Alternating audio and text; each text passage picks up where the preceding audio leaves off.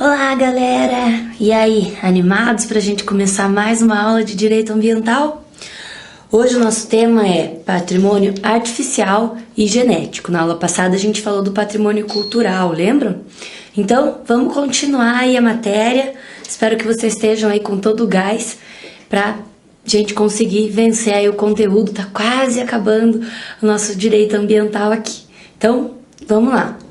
O que é o patrimônio artificial que a gente vai tratar primeiro aqui na nossa aula, gente? São bens de fruto da intervenção humana. Então, isso quer dizer o quê? Que foi o que o homem fez, mas não vai abranger aqui, ó, o patrimônio cultural. Eu vou pôr o P cultural aqui, tá? Para você não estar no teu caderno. Cultural. Não vai abranger o patrimônio cultural. O que vai ser, então, o nosso patrimônio artificial, que é construído pelo homem? As cidades. E a composição aí do espaço urbano, ele é construído um conjunto de edificações e equipamentos públicos. Quando a gente fala, ó, conjunto de edificações e equipamentos públicos, eu vou dar um macetinho aqui que pode cair na sua prova, tá? Anota aqui comigo. Quando fala de conjunto de edificações, é o espaço urbano. Vou pôr abreviado aqui, senão eu fico escrevendo, não vai acabar nunca. Fechado, ok?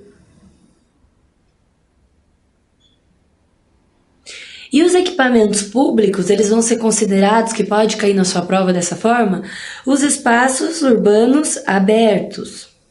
Então, anota aí no seu caderno, igual eu estou fazendo aqui, ó.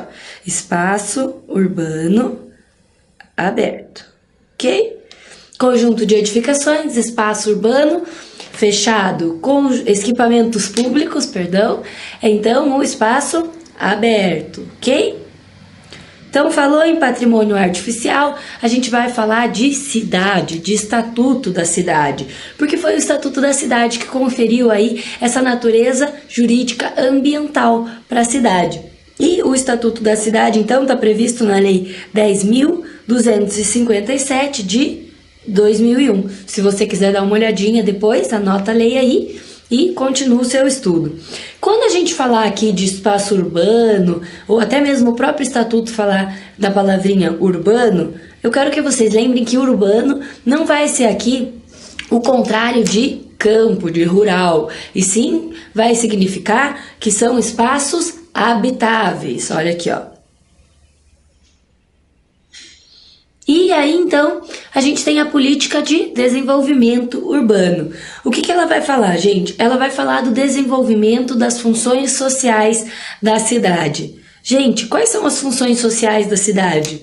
A gente tem que pensar aqui nos direitos fundamentais das pessoas, né, dos cidadãos. Então, a gente tem que fazer com que a cidade cumpra a função social, garantindo aí para as pessoas liberdade, igualdade, educação, saúde, trabalho, previdência, todas essas formas aí de garantir os direitos fundamentais dos cidadãos.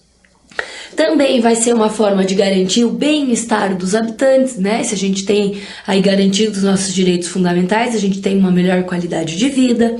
Vai garantir também o desenvolvimento urbano na questão aí de habitação, saneamento básico, os transportes, tudo isso para fazer a cidade funcionar. E a gente vai ter também um plano diretor. O que é isso, gente? O plano diretor, ele vai ser obrigatório para cidades com mais de 20 mil habitantes. E eu disse mais de 20 mil habitantes. Então, anota no seu caderno que pode ser uma forma de cair pegadinha na sua prova. Vai ser um instrumento básico da política de desenvolvimento urbano, fixando exigências fundamentais de organização da cidade, limitando aí o direito de propriedade para se alcançar uma qualidade sadia de vida para todo mundo. E a cidade vai cumprir a função social quando ela cumprir as exigências do plano diretor. Ok? Então, quando a gente vai elaborar o plano diretor de uma cidade, precisa haver audiências públicas, que vai objetivar aí uma gestão democrática da cidade. E a gente chega aqui então no nosso Estatuto da Cidade, gente. O que é isso? São normas aí de ordem pública, né? Lembram que a ordem pública vem de natureza cogente, que não podem ser mudadas, que têm que ser obedecidas. E vão visar aí o interesse social de forma a regular o uso da propriedade urbana em prol do bem-estar coletivo aí, para que haja o equilíbrio ecológico. E quando a gente fala em equilíbrio ecológico, a gente lembra de quê? Sustentabilidade, que vai ser a palavra-chave aí para suas questões de direito ambiental. Então, ó, eu antecipo as coisas, né? No parágrafo aqui de baixo já vem a palavrinha sustentabilidade para vocês, que eu coloquei no material. Então, ó, vai visar a sustentabilidade da cidade para as presentes e futuras gerações, protegendo e recuperando o meio ambiente que tiver, né, já um pouquinho devastado aí. Pode ser o meio ambiente natural ou o meio ambiente construído. O Estatuto da Cidade vai tratar de tudo isso. E ele vai listar aí alguns instrumentos que vão poder ser utilizados para que a política de desenvolvimento urbano aconteça. Quais são eles, gente? O plano diretor, o zoneamento ambiental, tombamentos de móveis ou imóveis urbanos, e a gente já viu o tombamento aí na outra aula, então se você não lembra, volta lá, que tombamento cai sempre aí na prova da ordem. Fica ligado que é uma dica que eu dou para vocês. Outros instrumentos aqui então, unidades de conservação, estudo prévio do impacto ambiental, que vai ser o nosso EIA, e estudo prévio do impacto da vizinhança, que vai ser o EIV aqui, ó. Que esse daqui a gente ainda não tinha falado, né? Então, ele vai estar previsto no Estatuto da Cidade como um instrumento para garantir a política de desenvolvimento urbano. E a gente tem mais alguns aqui, ó. O direito de superfície, também é abrangido pelo Estatuto da Cidade, né? Que vai ser a faculdade do proprietário conceder a outrem o direito de utilizar o solo, o subsolo e o espaço aéreo mediante uma escritura pública. H aqui, ó. Direito de perempção, que vai ser a concessão da preferência de venda ao poder público daquele imóvel urbano, né, objeto de alienação onerosa entre os particulares. Outorga onerosa do direito de construir. E aí a gente pensa assim, ué, o direito de construir não é para todo mundo? Então o que acontece? O proprietário ele paga para construir, porque o plano diretor da cidade ele vai fixar algumas áreas nas quais o direito de construir vai poder ser adotado acima daquele coeficiente de aproveitamento básico adotado, né, pela cidade aí, mediante uma contrapartida do beneficiário. E a gente continua aqui, ó, operações urbanas consorciadas, que vão ser ali, ó, o poder público municipal e moradores se reúnem para alcançar em uma área transformações, melhorias sociais, valorização ambiental a ser aprovada por lei específica. Então, as operações urbanas consorciadas têm que ser aprovadas por lei específica. E ainda a transferência do direito de construir. E, ai, desculpa, gente, falhou minha voz aqui, deixa eu tomar um golinho d'água.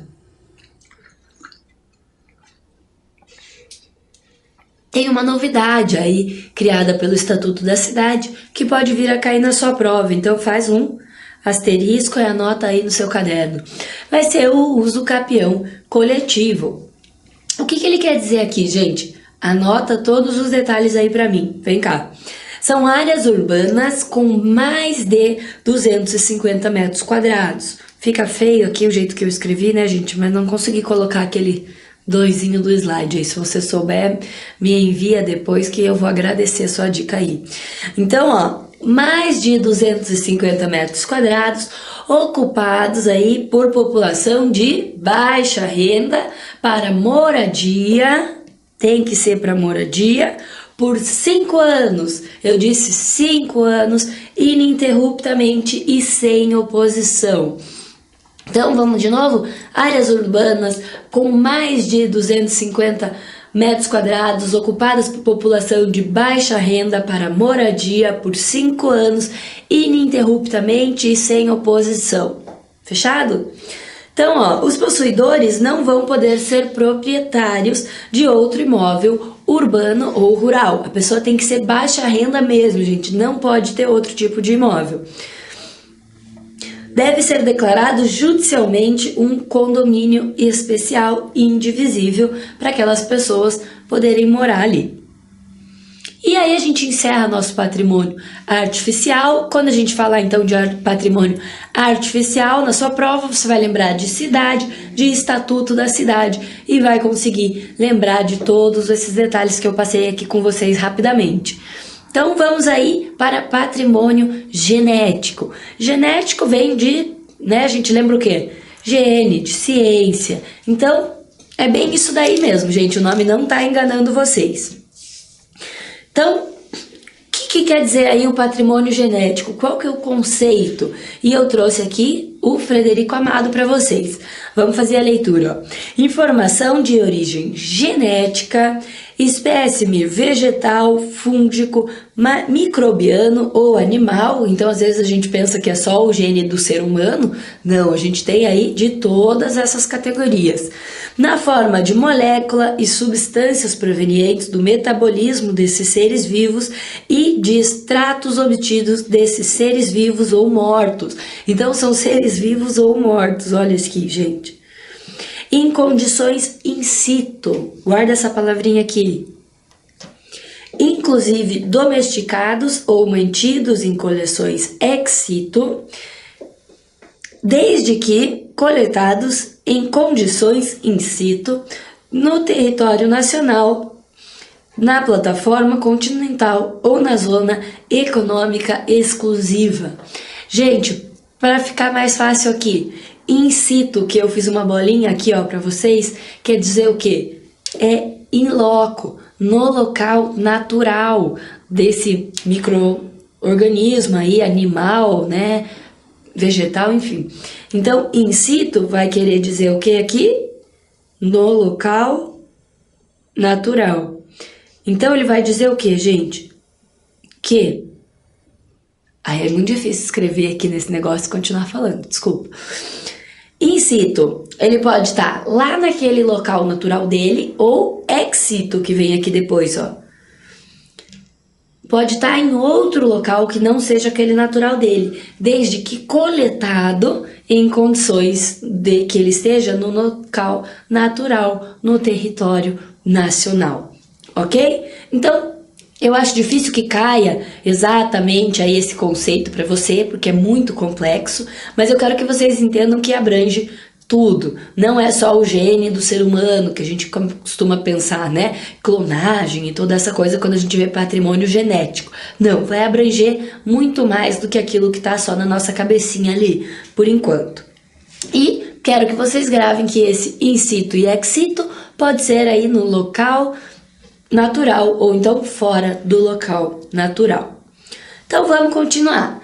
O artigo 225, parágrafo 1º, inciso 2º da nossa Constituição Federal, vai dizer o seguinte, que o poder público e a coletividade têm que preservar a diversidade e a integridade do patrimônio genético. Então é a diversidade e a integridade, não apenas a integridade. E fiscalizar também as entidades dedicadas à pesquisa e manipulação desse material genético. Então veja como envolve muito mais coisa do que quando a gente pensa ali, né, na primeira vez que a gente vê o nome patrimônio genético. Então, além de proteger a diversidade e a integridade, tem que também ajudar a fiscalizar essas entidades que fazem pesquisa com o material genético. Então, quando falar ali de organismos vivos, a gente tem que pensar em todas as origens, desde o ecossistema terrestre, aquático, marinho, aéreo, enfim. E a Lei Complementar 140 de 2011, que vocês já estão habituados a ela, eu espero que vocês tenham aí salvo no computador de vocês, ou então impresso o material, e ela vai dizer o seguinte, que compete à União gerir o patrimônio genético controlar a exportação de componentes da biodiversidade brasileira na forma de espécimes silvestres da flora, micro-organismos e da fauna, partes ou produtos dele derivados. Quando a gente fala aqui, gente, pensem quando a gente vê reportagem fora ou a gente visita algum zoológico aí fora do Brasil, sempre tem alguma ave, por exemplo, que é do Brasil. Como será que essa ave foi para lá? Será que aquela ave foi exportada, né, importada de modo legal? Então tudo isso vai estar incluído aqui nessa forma do patrimônio genético do nosso país. E também tem a medida provisória aqui, ó, 2186-16 de 2001, que ela vai buscar a proteção da diversidade biológica brasileira. Não vai abordar o patrimônio genético humano, essa medida provisória, mas isso não quer dizer que o patrimônio genético humano não esteja englobado no nosso conceito de patrimônio genético, ok? E a Lei 11.105 de 2005 vai tratar também sobre as disposições do patrimônio genético humano aqui, ó. Então, a medida provisória não trata do material genético humano, mas a Lei 11.105 de 2005 vai sim tratar do patrimônio genético humano. E aí tem duas palavrinhas que eu quero que vocês guardem aí, que pode aparecer na prova de vocês e que pode confundi-los. A biotecnologia e a biopirataria.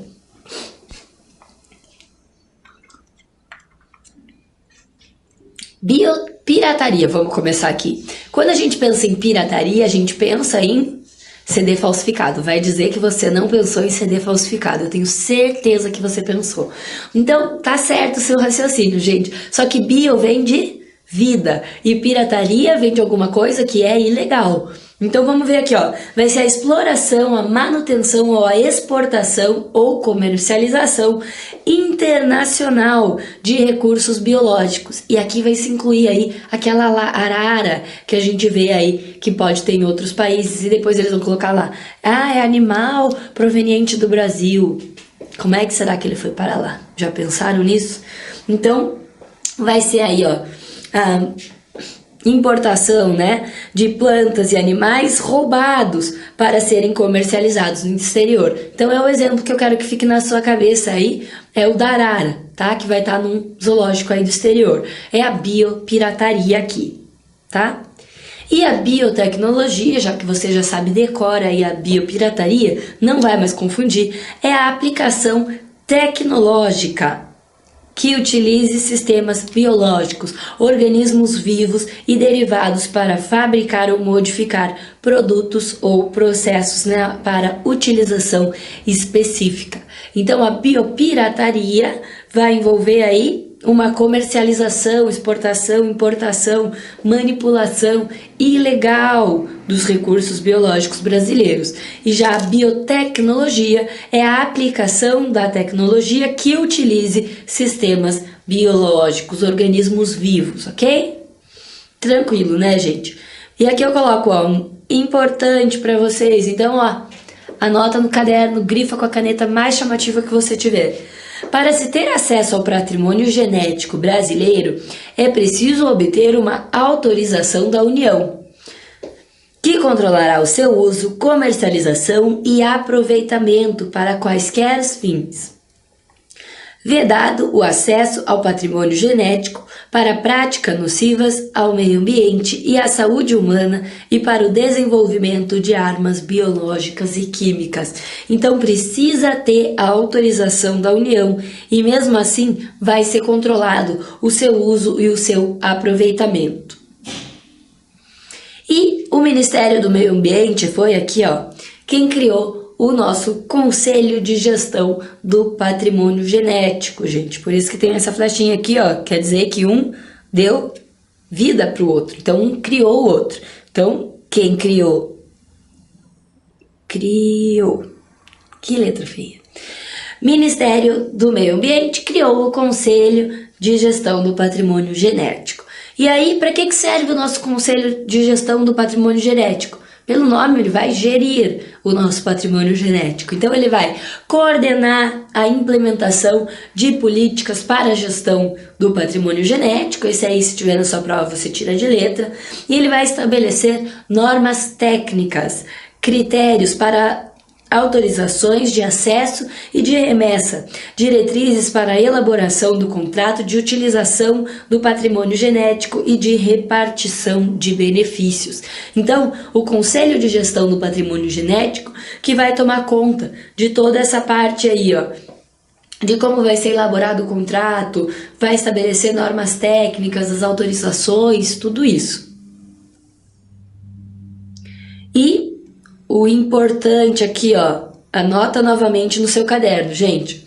A exploração clandestina, ilegal, por baixo do pano aí, de produto ou processo desenvolvido a partir de amostra de componente do patrimônio genético, sujeitará ao infrator o pagamento de indenização. E aí, eu quero que vocês não percam a nossa próxima aula, que vai tratar de responsabilidade civil ambiental. E a gente vai falar aí de indenização nos casos ambientais, ok? Então, patrimônio genético e patrimônio artificial já está aqui, ó, liquidado no nosso conteúdo. Eu espero que vocês estejam aproveitando e continuem conosco aí nas próximas aulas. Quem quiser entrar em contato comigo, é só me adicionar aí nas redes sociais e até a próxima aula.